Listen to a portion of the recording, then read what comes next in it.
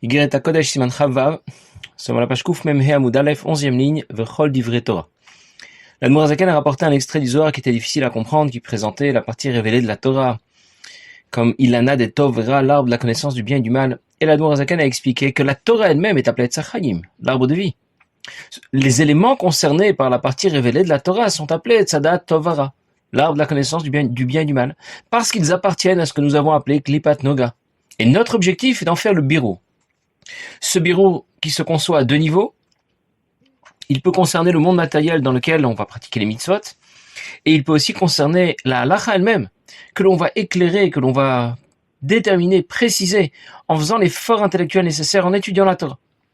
Le moment où domine Klipat Noga, Etzadat Tovara, l'arbre de la connaissance du bien et du mal, est le moment au cours duquel nous devons procéder à ce birou. C'est à nous de réaliser ce birou parce que nous vivons dans ce monde matériel, parce que notre neshama est introduite dans un corps physique, alors que les malachim et les neshamot ne sont pas capables d'en faire autant.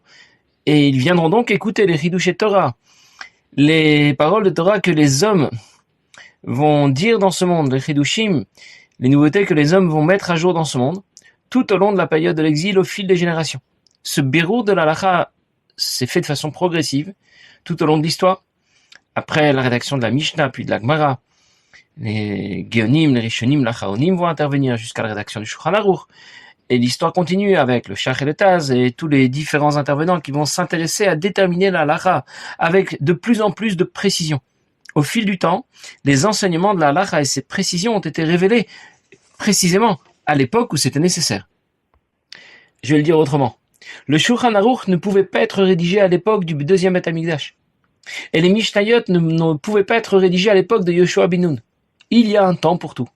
Il y a un moment dédié prévu pour la rédaction du Zohar, pour les Kitvei Arizal, et il y a aussi un temps prévu pour la diffusion de la Chassidut, de la partie profonde de la Torah.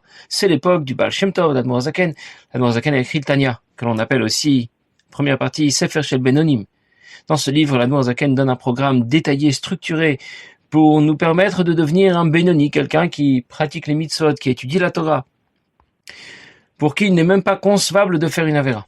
Et tout cela est expliqué dans la première partie du Tanya. Mais l'Admour HaZaken a aussi écrit un autre livre qui s'appelle Sefer Shel Tzadikim. Ce livre concerne le service de Dieu des Tzadikim, mais l'Admour HaZaken l'a relié des deux côtés pour qu'on ne puisse pas l'ouvrir.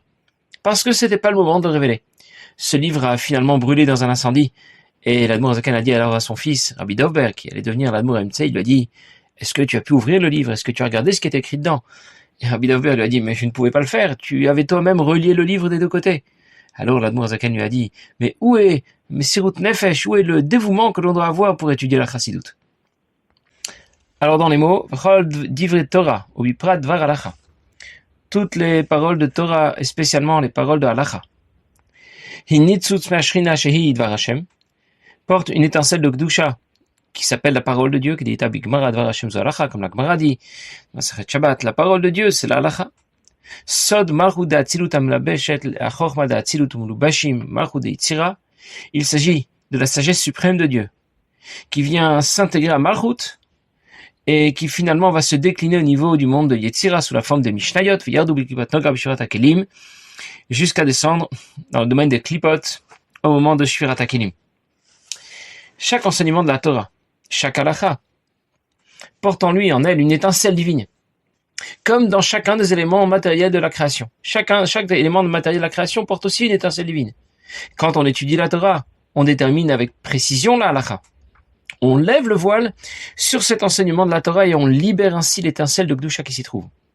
La Gemara dit, Dvar Hashem Zo Halacha. Dvar Hashem, la parole de Dieu désigne ce nitzutz Kedusha, cette étincelle de Kedusha qui attend d'être libérée par l'effort intellectuel que l'on va faire pour déterminer la halacha avec précision. Les klipot ont un impact sur la création. Elles nous empêchent d'y voir le divin, d'apprécier sa présence dans le monde. Mais les klipot ont aussi un impact sur la Torah, sur la halacha. Elles nous empêchent de comprendre convenablement la Torah et la halacha, de mémoriser et de l'intégrer. Quand les klipot seront anéantis, nous allons apprendre et comprendre la Torah avec beaucoup plus de facilité. Nous allons mémoriser ce qu'on apprend pour toujours. Il n'y aura plus de questions, plus de difficultés, plus de doutes et plus d'oubli. Les Zéoucha Amrou Bigmar, c'est ça que nos maîtres ont dit dans la Gemara. Kol haosek beTorah, tout celui qui étudie la Torah, Amar HaKadosh Baruch Hu, Dieu dit, Maleh ani alav kilub dani je considère, dit Akadosh Baruch Hu, qu'il m'a libéré, moi et mes enfants, parmi les nations. C'est une citation de la Gemara dans Masechet Brachot. Celui qui a étudié la Torah, Akadosh Baruch Hu dit qu'il considère qu'il l'a libéré, lui et ses enfants, et qu'il l'a distingué des autres nations. Avec ce que l'Admor Zaken vient de nous expliquer, on comprend mieux ce passage de la Gemara. Quand on étudie la Torah, on libère effectivement l'étincelle de Kedusha qui s'y trouve cachée, qui est appelée ici Akadosh Baruch Hu.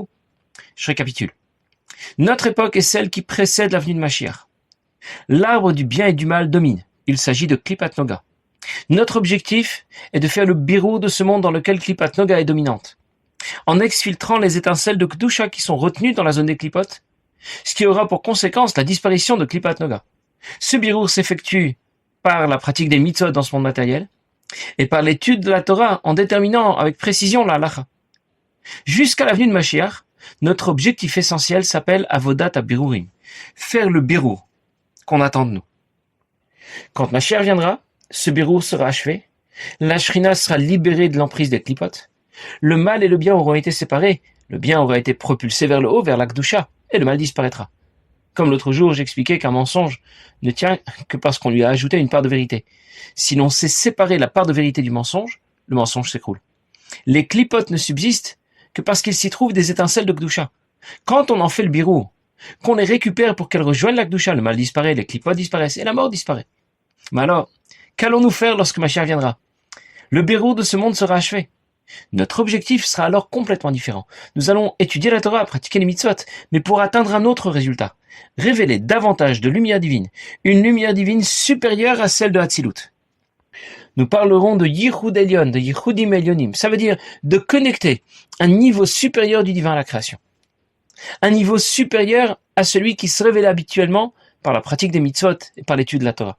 Le monde deviendra alors un réceptacle adéquat à cette lumière divine supérieure, cette lumière divine supérieure à la création, qui ne s'y est jamais révélée. Et c'est le birou de ce monde, tout au long de la période de l'exil, qui aura fait de la création un keli adéquat à cette lumière d'un rang supérieur. Dans les mots, Aval betset ashrina mi klipat nogama klipot. Lorsque la shrina sera libérée des klipot, achar sheyushlam birur anitzotzot. Une fois que sera achevé le birou des étincelles de Kedusha, Yufra d'Aram et Atov, le mal et le bien seront séparés, Pardu Kolpo Alaven, et le mal disparaîtra. Losh Alta Ilana de Tov Era Betset Atov Mimena, et l'arbre de la connaissance du bien et du mal, les clipotes, ne seront plus en position dominante lorsque le bien aura été exfiltré. Azai lo yeh sekatora va mitzot levad les varer berurin. Alors, notre objectif ne sera plus de faire le birour de la création, ou le birour de la halacha. Mais de connecter la création avec un niveau du divin supérieur au monde d'Atzilut, comme a écrit le Harizal. Ce résultat sera obtenu par l'étude de la partie profonde de la Torah, les mitzvot, kavanot, elionot. On accomplira les mitzvot aussi dans un autre esprit, avec une autre kavana, une autre intention, une intention supérieure. Kavanot larot elionim, qui vont correspondre à des lumières divines supérieures que l'on obtiendra par la pratique des mitzvot en ce temps-là. Qui sheresh mitzvot mala benso baruchu, parce que les mitzvot sont l'expression de la volonté suprême de Dieu. Et la volonté suprême de Dieu est Dieu qui est infini, ne font qu'un. Cette lumière divine supérieure qui se révélera lorsque Mashiach viendra, s'obtiendra par l'étude de la partie profonde de la Torah. Pnimiyut Torah. La partie profonde de la Torah à laquelle nous goûtons déjà à travers les enseignements de la Chassidut.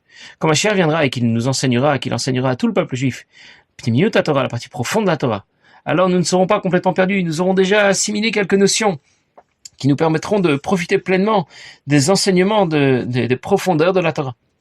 La partie révélée de la Torah, la Gemara, la Halacha, la Mishnah, est la partie de la Torah que l'on étudie principalement pendant la période de l'exil, pour réaliser le bérour de ce monde.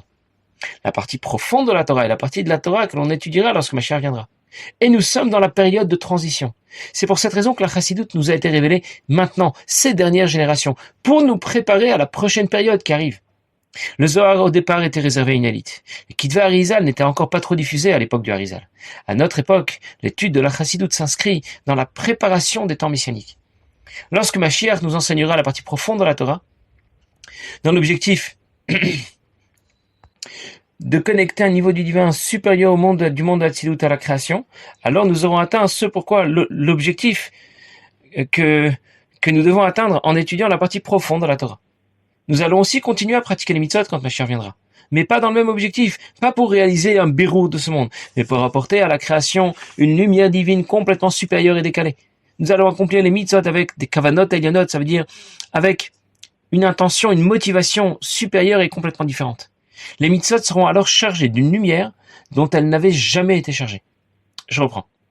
Avant la venue de Mashiach, nous étudions la Torah, nous pratiquons les mitzvot, pour réaliser le birur de la création. Quand ce birur sera achevé, Mashiach viendra, nous étudierons la Torah, la partie profonde de la Torah. Nous allons pratiquer les mitzvot pour obtenir cette fois ce Yichud Elyon dont nous avons parlé, pour connecter la création à un niveau supérieur du divin. La pratique des mitzvot correspond à l'expression de la volonté suprême de Dieu, mais le monde matériel fait écran et l'empêche de se révéler. Une fois que le birur dont nous avons parlé aura été réalisé, une fois que le voile aura été levé, le monde ne fera plus écran, il sera un réceptacle adéquat à la volonté suprême de Dieu qui va venir s'y révéler. Dans le Sidour, c'est écrit alors, lorsque Mashiach viendra, nous pourrons pratiquer les mitzvot, accomplir les mitzvot, comme tu l'as demandé, de la meilleure façon. Le pshat, ça veut dire que pour l'instant, nous n'avons pas de Beth Amikdash, nous ne sommes pas tous réunis en Eretz Israël, et donc on ne peut pas accomplir convenablement les mitzvot.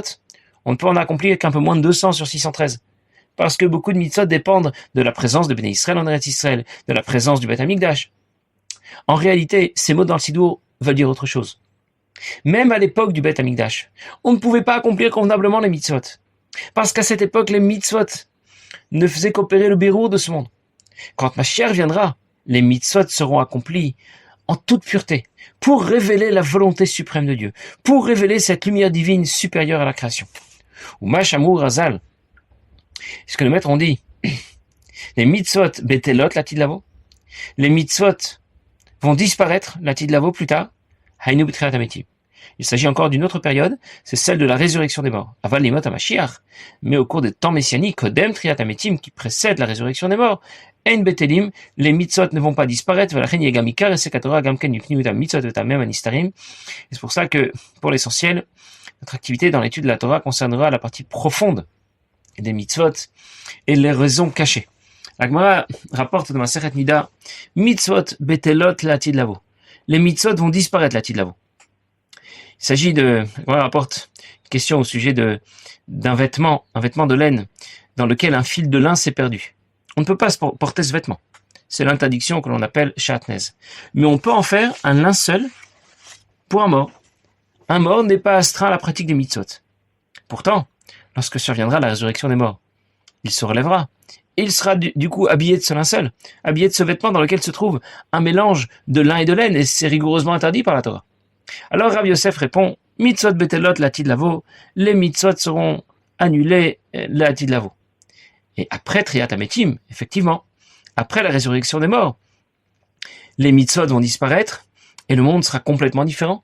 Mais l'Admour Hazaken nous parle de la période précédente Triat Hametim, précédant la résurrection des morts, la période que l'on appelle Yemot HaMashiach, les temps messianiques, la période au cours de laquelle nous allons étudier la Torah, la partie profonde de la Torah, pratiquer les mitzvot avec des kavanot elionot, pour révéler dans la création une lumière divine supérieure à la création. Triat Hametim, lors de la résurrection des morts, on passera encore à autre chose. Ce sera un monde encore complètement différent. Alors l'Admour Hazaken avait demandé au début de notre siman, plus tard, Bimot HaMashiach, cours des temps messianiques, nous étudierons le Zohar, la partie profonde de la Torah. Et nous n'étudierons plus la halacha. Il faudra bien connaître la halacha pour savoir comment procéder à l'abattage rituel d'un animal, pour savoir comment gérer l'impureté d'une femme qui a accouché. Et l'Admour Hazaken va nous expliquer que l'on connaîtra la halacha de façon implicite, de façon automatique, à travers l'étude de la partie profonde de la Torah.